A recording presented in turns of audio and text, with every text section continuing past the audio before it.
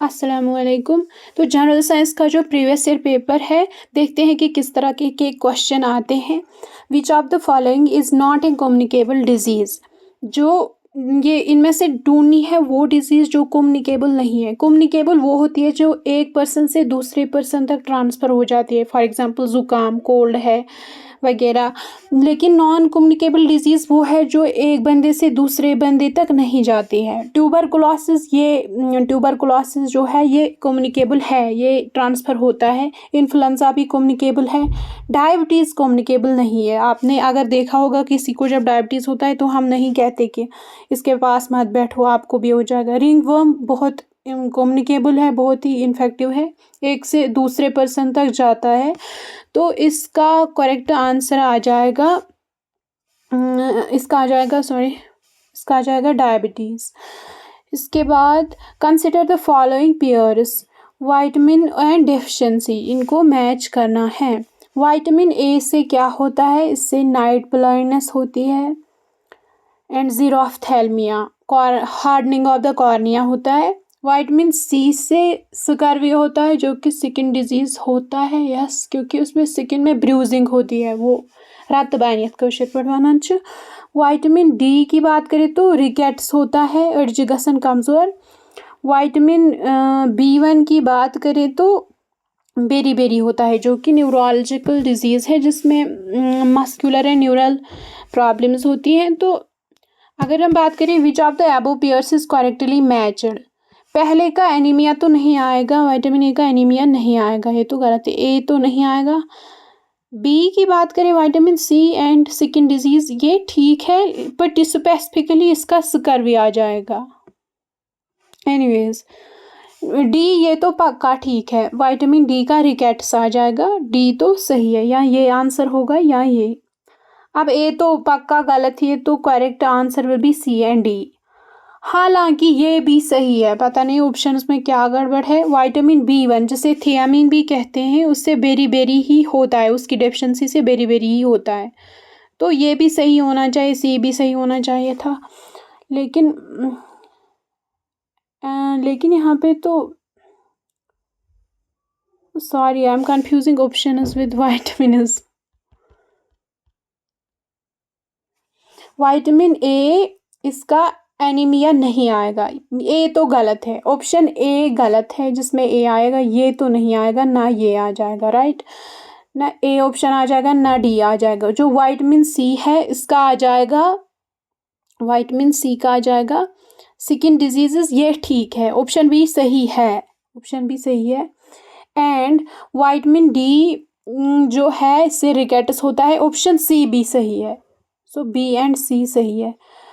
और विटामिन, लेकिन option D भी सही होना चाहिए, इजंट दैट ट्रू।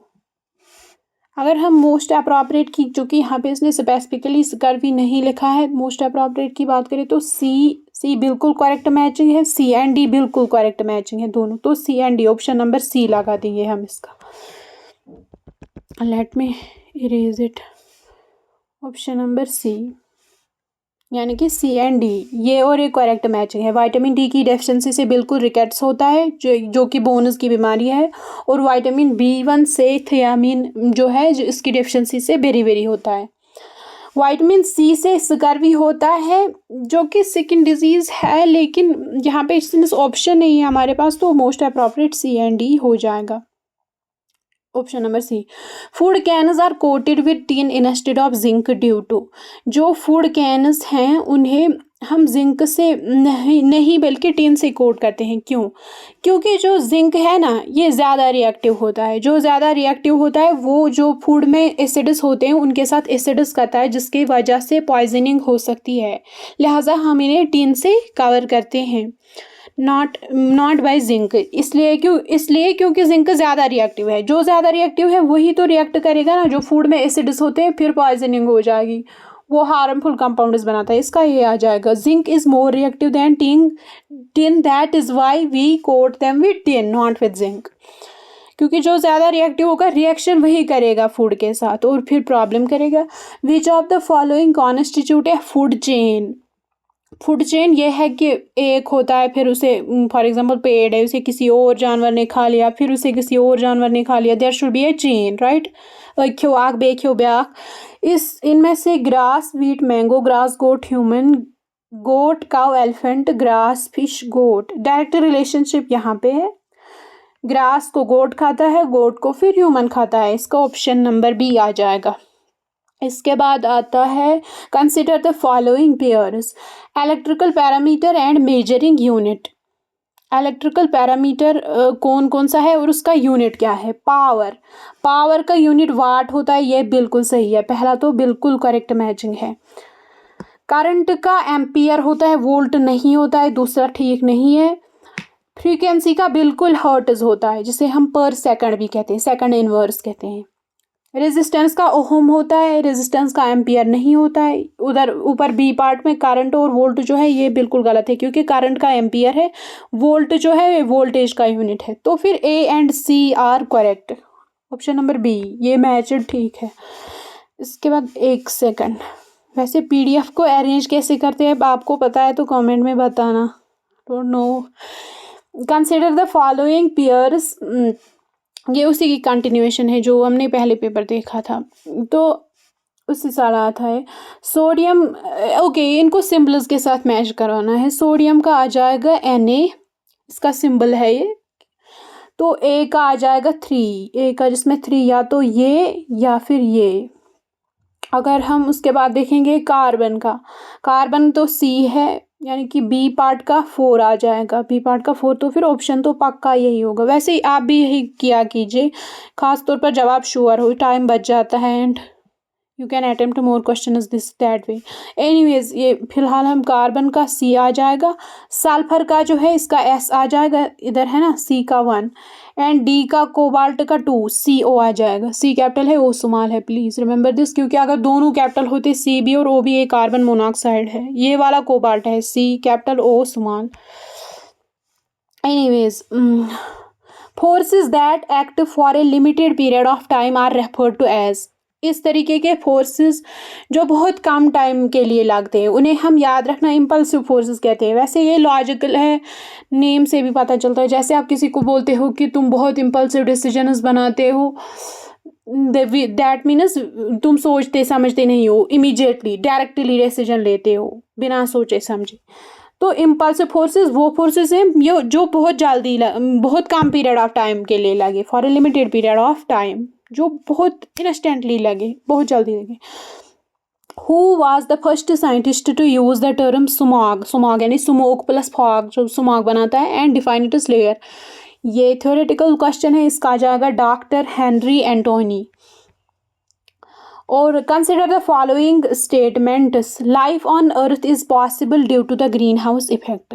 ये बिल्कुल सही है। यूजुअली हम सोचते हैं ग्रीन हाउस इफेक्ट बहुत बुरी चीज़ है, नहीं, ऐसा नहीं है। जो नेचुरली ग्रीन हाउस इफेक्ट होता है और वो बहुत ज़रूरी होता है, अदरवाइज यहाँ पे टेम्परेचर उतना डाउन हो जाएगा, हम सर्वाइव भी नहीं कर पाएंगे। So green house effect is essential, life के लिए बहुत ज़रूरी है।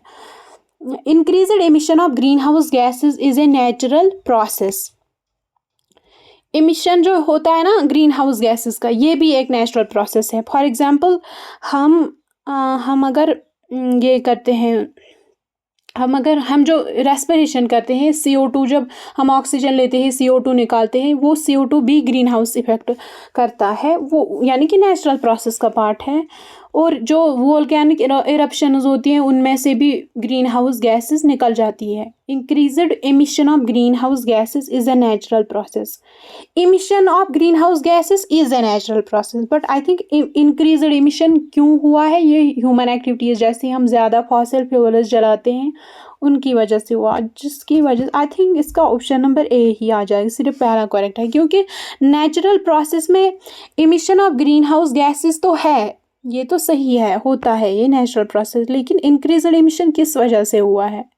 इंक्रीज्ड एमिशन ह्यूमन एक्टिविटीज़ की वजह से हुआ, तभी तो हम कहते हैं ग्रीन हाउस इफेक्ट ज़्यादा हो गया है, अब ग्लोबल वार्मिंग हो गई है। आई थिंक इसका ऑप्शन नंबर 1 आ जाएगा, considering here it is increased, क्योंकि नेचुरली एमिशन नो डाउट होता है, लेकिन इंक्रीज्ड ह्यूमन एक्टिविटीज़ की वजह से होता है। Anyways, consider the following statements. There is infinite storage of fossil fuel inside the earth. ना, this is wrong. Fossil fuel finite source है, एग्जॉस्टिबल सोर्स है, इन्फिनाइट नहीं है. पहला नहीं आएगा. एनीवेज, पहला इनकरेक्ट है. Sun can be taken as an inexhaustible source of energy. बिल्कुल, सन को हम renewable inexhaustible source of energy मानते हैं. वाटर फ्रॉम है, तभी तो हम ये पैलेट्स वगैरह, उनको सोलर पैलेट्स वगैरह, सोलर पैनल्स वगैरह लगाते हैं ताकि हम ज़्यादा से ज़्यादा इनएग्जॉस्टिबल सोर्स, रिन्यूएबल सोर्स का यूज़ करें. Waste from a nuclear power plant can be easily disposed of. बिल्कुल गलत है, क्योंकि न्यूक्लियर वेस्ट जो है वो बहुत मुश्किल होता है डिस्पोज करना. वो रेडियो एक्टिव होता है, उससे बहुत मसले होते हैं, बीमारियां हो सकती है, डीएनए डैमेज रेडिएशन की वजह से वगैरह हो सकता है. इसलिए ये ईजी प्रोसेस बिल्कुल भी नहीं है. तो हमसे पूछा क्या गया है, विच of the above statement is not correct. जो सही नहीं है इनमें से जो सही नहीं है, पहला जो है इज ए इन्फिनाइट स्टोरेज. ए सही नहीं है, यानी ए पार्ट.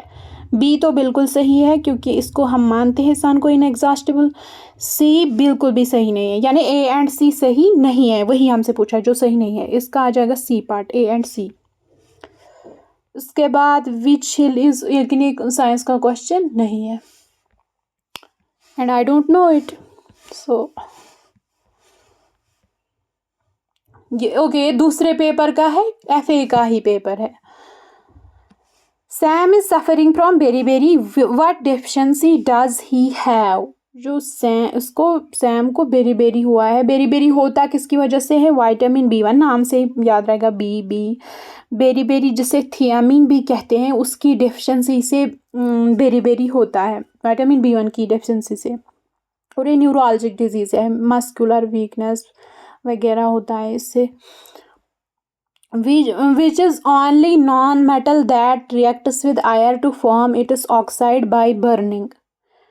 कौन सा which is only non metal that reacts with air to form it is oxide by burning से. इसमें आ जाएगा आर्सेनिक गैस, कार्बन, ग्रेफाइट. इसका वाइट फास्फोरस आ जाएगा क्योंकि ये नॉन मेटल है और ये बर्निंग से आयर के साथ रिएक्ट करता है एंड ऑक्साइड बनाता है. आपको पता है जो माचिस होती है ना, उनमें से रेड होता है, उन पे रेड फास्फोरस होता है. फिर जब हम इसे इग्नाइट करते हैं, थोड़ा सा ऐसे करते हैं, तो वो रेड फास्फोरस वाइट फास्फोरस में चेंज होता है एंड देन इट इग्नाइट्स. ये वही वाइट फास्फोरस नॉन मेटल है एंड आयर के साथ रिएक्ट करके ऑक्साइड बनाता है by burning. Yes. Which among the following is a reducing agent. इनमें से रिड्यूसिंग एजेंट कौन है, oxygen, magnesium oxide, zinc, chlorine. Metals reducing agent होते हैं क्योंकि रिड्यूसिंग एजेंट वो है जिसका खुद का तो ऑक्सीडेशन हो जाए, दूसरे को रिड्यूस करे. ऑक्सीडेशन का मतलब क्या है, जिसका खुद का ऑक्सीडेशन हो जाए. क्या मतलब, जो खुद इलेक्ट्रॉन लूज करता है. और इलेक्ट्रॉन कौन लूज करता है, मेटल करता है. लिहाजा इसका जिंक आ जाएगा. ये खुद तो इलेक्ट्रॉन लॉस करेगा और दूसरे को इलेक्ट्रॉन खिलाएगा, यानी कि ये रिड्यूसिंग एजेंट बन गया. दूसरे को रिड्यूस कर दिया, खुद ऑक्सीडाइज होगा. इसका जिंक आ जाएगा. Among the following which destroys the ozone the most. Okay, very famous question. Chlorofluorocarbon, जो कि हम फ्रिजेस में वगैरह, रेफ्रिजरेटर्स में यूज़ होता था. पता नहीं आप होता है कि नहीं, लेकिन ये बहुत रेडिकल्स बनाते हैं. Chlorine for example Cl, single electron है इसके पास. क्लोरीन रेडिकल, फ्लोरीन रेडिकल, ये बहुत डैमेज करते हैं ओजोन लेयर को, जिसकी वजह से ओजोन होल यानी कि ओजोन की थिकनेस कम हो चुकी थी. इसका क्लोरोफ्लोरोकार्बन आ जाएगा. Which of the following disease is caused by water contamination. Diarrhoea, marasmus, elephantiasis, malaria. इसका डायरिया आ जाएगा. डायरिया ही वाटर, कंटेमिनेटेड वाटर से हो जाता है, इन्फेक्टेड वाटर से हो जाता है. विच of the following is not a decomposer. इनमें से डिकम्पोजर कौन है, फंजाई बिल्कुल है, इंसेक्ट्स भी डिकम्पोजर, अर्थवर्म भी. हाइनाज आ जाएगा. इसका हाइनाज डिकम्पोजर नहीं है. Find the heat energy produced in A resistance. Okay, numerical in A resistance of 5 ohm when 2 ampere current flows through it for 5 seconds. इसकी वैसे फार्मूला होती है, ये हमसे पूछता है फाइंड द हीट एनर्जी. आप हीट एनर्जी निकालो कितनी प्रोड्यूस हो गई एक रेजिस्टेंस में जिसकी रेजिस्टेंस 5 ओहम है, राइट. 5 ओहमची resistance. When 2 ampere current flows through it for 5 seconds. 5 सेकंडान पोक 2 एम्पियर करंट. तो फिर हम एक तो हमारे पास रेजिस्टेंस दी गई है और हमारे को करंट दिया गया है और हमारे को टाइम दिया गया है, इसलिए इसका आ जाएगा, आपको फार्मूला याद होगी, अगर नहीं है तो कर लीजिए, H=I² इंटू टाइम t। अगर सिर्फ पावर होता तो सिर्फ I² आ जाता है, लेकिन एनर्जी है, एनर्जी बराबर होता है पावर इंटू टाइम, तो I² आ जाएगा। I² यानी 2², यहाँ पे करंट दिया गया है, इसमें डालना है, रेजिस्टेंस 5 ओम है इधर, एंड टाइम 5 सेकंड्स है। देखते हैं कितना आ जाएगा, 2 2 ज़ार 4 इंटू रेजिस्टेंस 5 इंटू टाइम भी 5, 5 5 ज़ार 25 ज़ार भी 4 इज इक्वल टू ये 1/2 जूल, राइट, 100 जूल आ जाएगा, इसका बी पार्ट आ जाएगा। वैसे रहने देते हैं।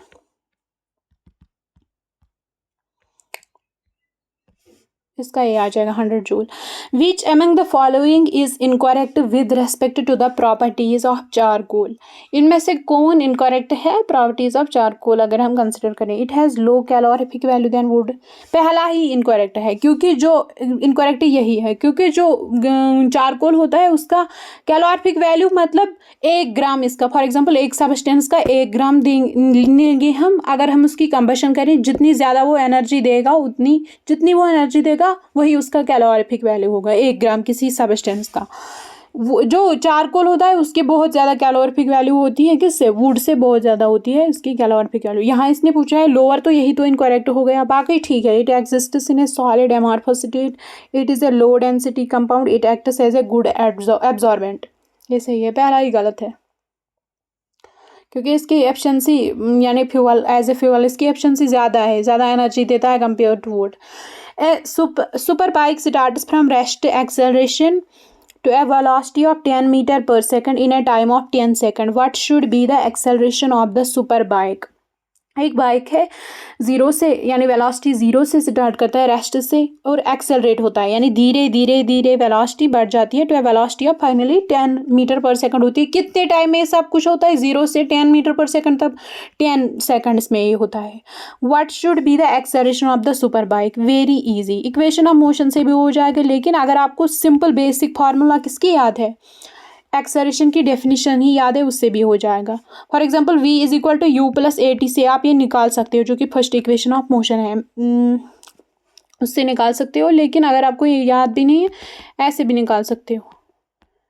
एक्सेलरेशन पता है चेंज इन वेलोसिटी होता है, एक्सेलरेशन चेंज इन वेलोसिटी यानी v final minus v initial divided by time taken. Final velocity कितनी आ चुकी है, v अगर फाइनल माने u initial velocity divide by time, v कितना है फाइनली ये 10 हो चुका है, इनिशियली इसने रेस्ट से स्टार्ट किया था, -0 डिवाइड बाई कितने टाइम में ये सब हो चुका है, 10 सेकंड में, डिवाइड बाई 10, सो 10 में ये तो हो गया सीधा का सीधा 1। ओके, तो फिर इसका आंसर आ जाएगा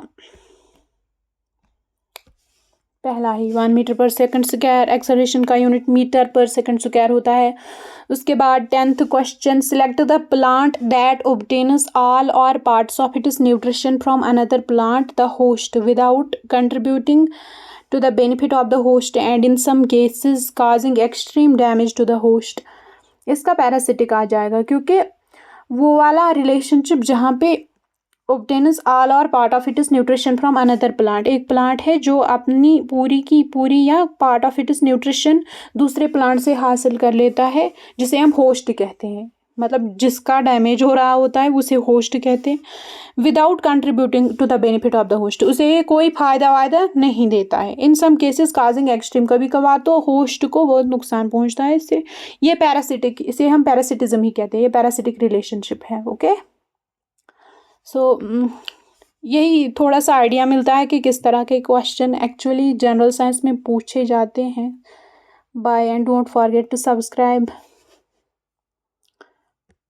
एंड विच टॉपिक्स आपके वीक हैं आप कमेंट में बताना, देखते हैं फिर।